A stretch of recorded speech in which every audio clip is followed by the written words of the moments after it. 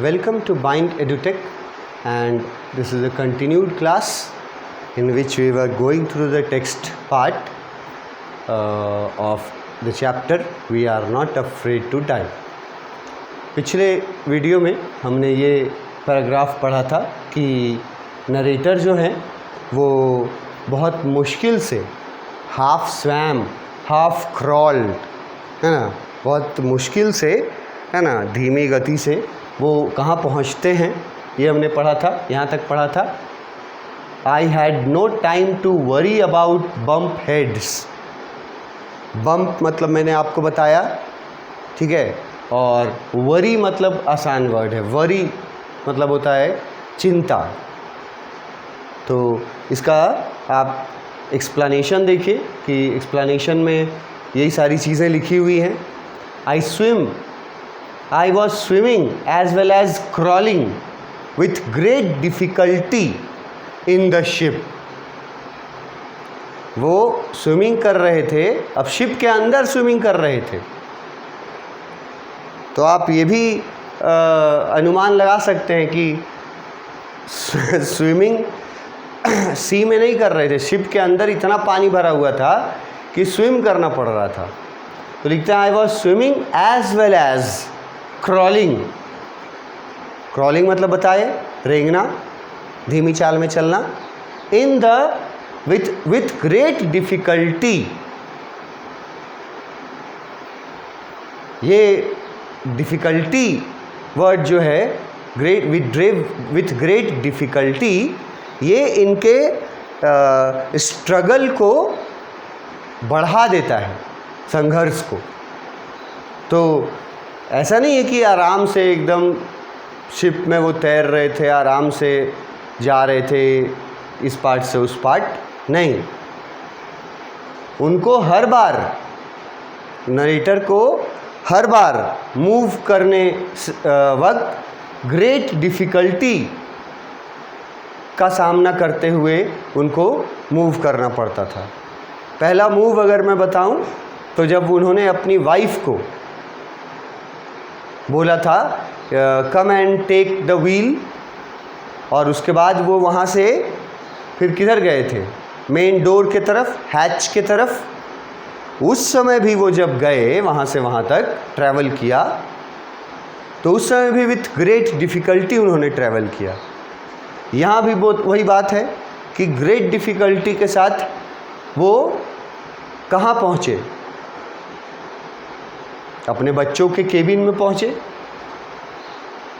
Short question दे, चाहे long question में कभी इस्तेमाल करना पड़े, चाहे ऑब्जेक्टिव क्वेश्चन दे, याद रखना है। स्विम भी कर रहे थे, क्रॉल भी कर रहे थे, बट विद ग्रेट डिफ़िकल्टी पहुँचे बच्चों के रूप में। और उन्होंने बच्चों से पूछा कि कैसे हो, if they are all right, है ना। बच्चे कहाँ से कहाँ थे, कहाँ से उन्होंने जवाब दिया और क्या जवाब दिया। तो ये on the upper bed, on the upper bed, वो मैंने कहा था कि पानी भर जाने की वजह से बच्चों को जो ऊपर का जगह है वहाँ बैठना पड़ा, ये उनका स्ट्रगल है। तो अपर बेड से उन लोगों ने जवाब दिया ओके, कि हम लोग ठीक हैं। फिर उसकी बेटी सुज़ैन वो अपने इंजरी के बारे में बताती है। देखो, उसको भी इंजरी हो चुका है, ठीक है। She was also badly injured, और वो बताती है फादर को कि मेरा सिर जो है वो दर्द कर रहा है, और दिखाती है फादर को कि उसके आँखों के ऊपर स्वेलिंग हो गया है। बम्प वर्ड यूज़ किए थे, स्वेलिंग हो गया है आँखों के ऊपर। आँखों के ऊपर स्वेलिंग, ये बहुत तकलीफ़ दे होता है, क्योंकि उसका असर फिर आईज़ पे पड़ता है, आँख छोटा हो जाता है। आईसाइट कम हो जाता है, and she was badly injured over her eyes. It was a big bump, it was swollen big. तो वो दिखलाती है अपने फादर को, मगर यहाँ एक मतलब फादर को देख करके और चिंता जो होनी चाहिए वो चिंता नहीं करते हैं नरेटर. वो लिखा हुआ है, यहाँ लिखा हुआ है कि but I did not have time to bother about the swollen head. अपनी बेटी का स्वॉलन हेड के बारे में बॉदर करने का. अब बॉदर वर्ड अगर जानते हो कुछ लोग तो ठीक है, नहीं जानते तो यहाँ वर्ड चिंता है. बॉदर का मतलब परवाह करना, कॉमनली इसका मतलब होता है. हिंदी में हम लोग मतलब बोलचाल में हम लोग बोलते हैं ना कि इस बात की मुझे कोई परवाह नहीं, तो उसके लिए बॉदर वर्ड है. यहाँ से मैं यहाँ पे इसलिए आपको ज़्यादा फोकस करने बोल रहा हूँ कि यहाँ भी आप एक फादर का स्ट्रगल देखिए, फादर का स्ट्रगल देखिए या पेरेंट्स का स्ट्रगल देखिए कि वो देख रहा है कि बेटी बुरी तरह से इंजर्ड है, मगर वो उसका हेल्प करने के स्थिति में नहीं है अभी. ये सैक्रिफाइस हुआ ना एक तरह से, ये भी उनके स्ट्रगल में जुड़ेगा, संघर्ष में जुड़ेगा कि उसके पास, नरेटर के पास इतना टाइम नहीं था कि वो अपनी बेटी के स्वॉलन हेड की चिंता करे. इतना टाइम नहीं था. तो क्या इसका ये मतलब है कि उसको अपनी बेटी की परवाह नहीं थी, या क्या उसको इसका ये मतलब है कि उसको अपनी बेटी से ज़्यादा परवाह किसी और चीज़ की थी? नहीं, इसका मतलब है कि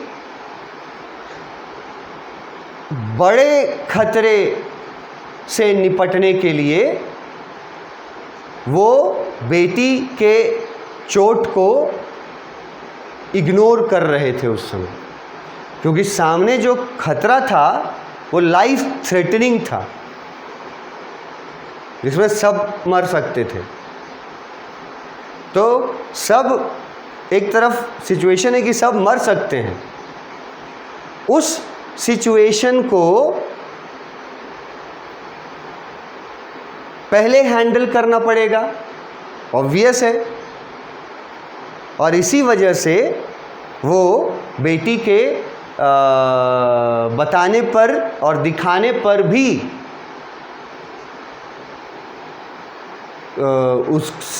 उस बारे में, उसको लगे चोट के बारे में कोई ना अफसोस जताते हैं ना कुछ बोलते हैं.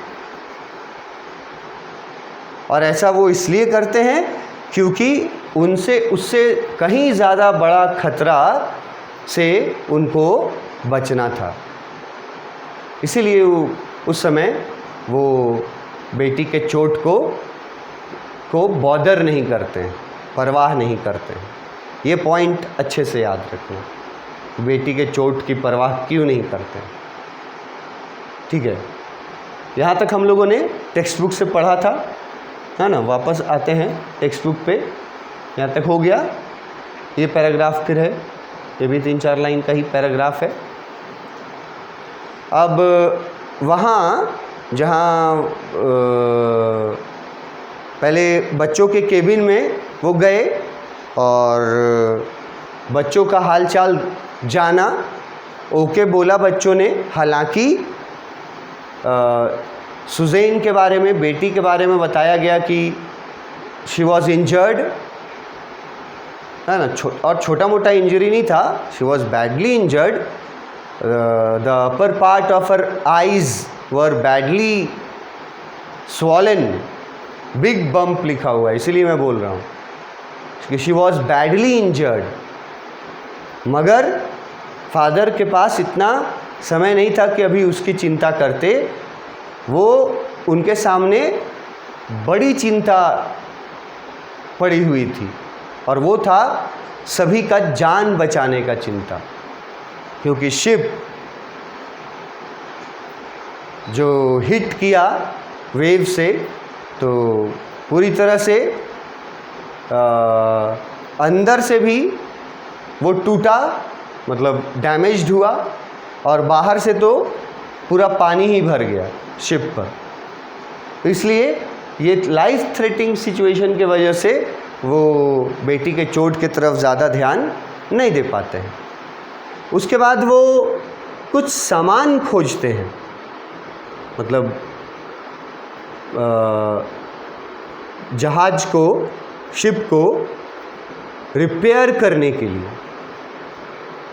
ठीक है, रिपेयर करने के लिए, ताकि जान बचाने भर रिपेयर किया जा सके शिप को। वो कुछ सामान खोजते हैं, कुछ चीज़ें लिखी हुई हैं, 2-3 चीज़ें हैं, वो देखो। आफ्टर फाइंडिंग अ हैमर, ये मतलब याद रखना क्या क्या इक्विपमेंट्स उन्होंने लिया। हैमर तो समझता है सब कोई, हथौड़ी। दूसरा है स्क्रूज। अब स्क्रूज वर्ड भी हम लोग हिंदी में यूज़ करते हैं। नट होता है ना, नट बोल्ट, तो वैसे ही स्क्रू बोलते हैं हम लोग एक चीज़ को जिसमें ऐसे ऐसे ऐसे ऐसे घाट बना होता है, वो स्क्रू हम लोग हिंदी में बोलते हैं, वही स्क्रू है। हैमर लिया, स्क्रू लिया, और कैनवस।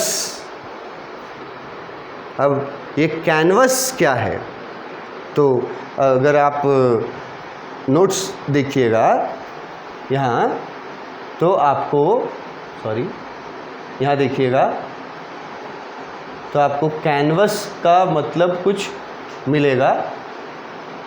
हैमर हो गया, स्क्रूज हो गया, and canvas.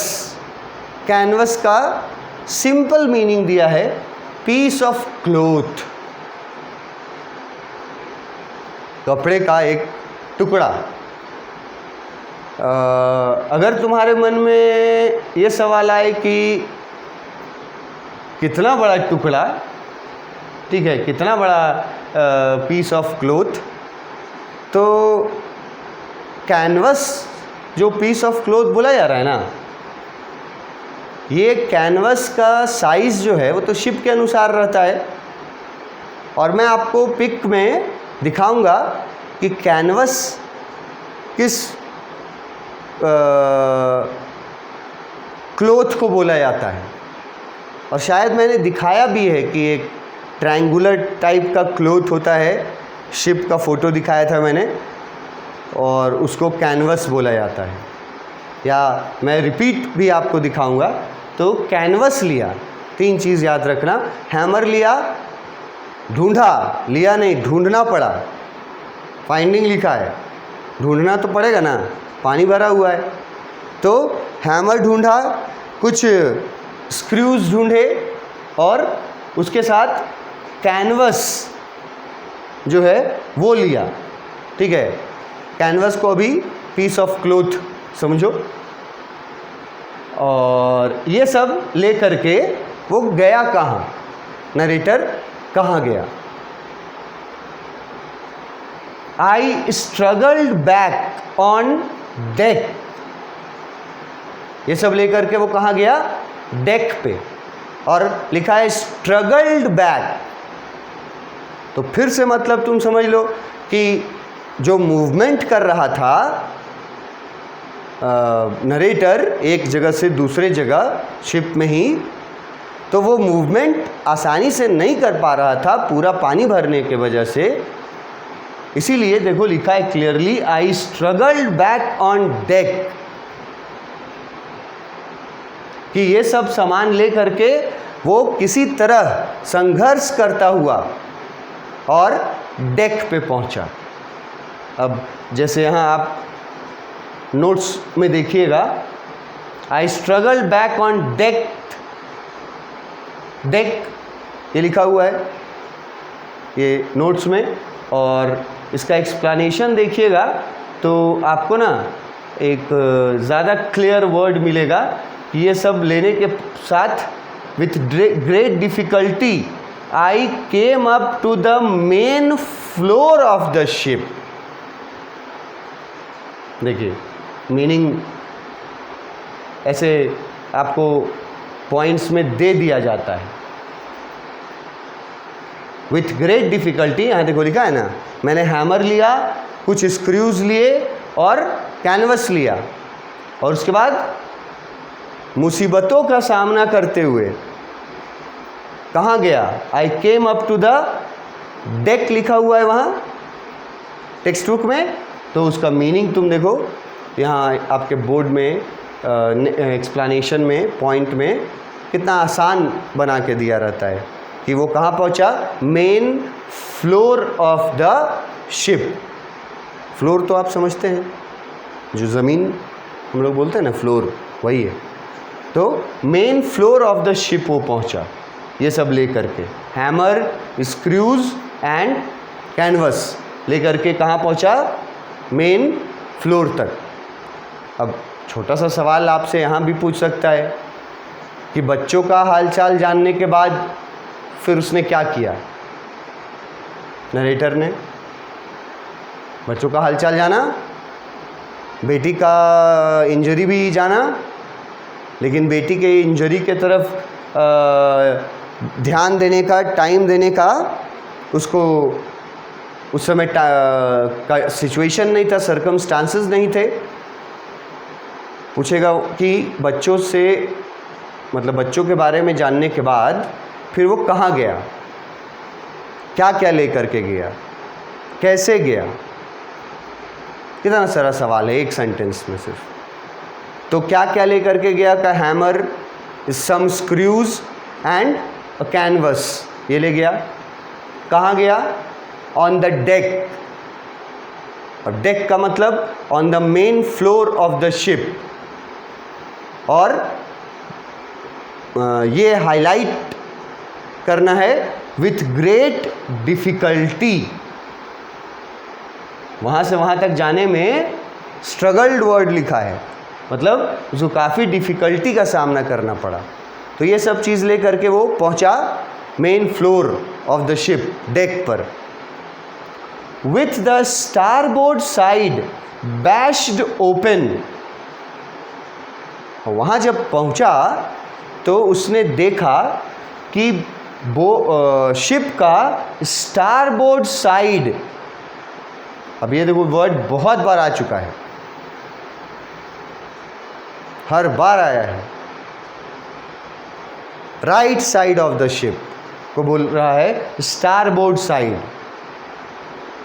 Right side of the ship. और यहाँ एक फिर नया वर्ड है बैश्ड ओपन।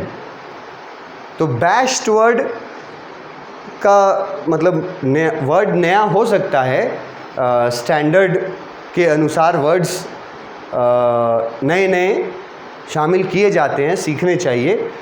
वैसे बैश्ड का मीनिंग कोई डिफ़िकल्ट नहीं है, आप देख लीजिए बैश्ड का मीनिंग मैंने यहाँ दिया होगा।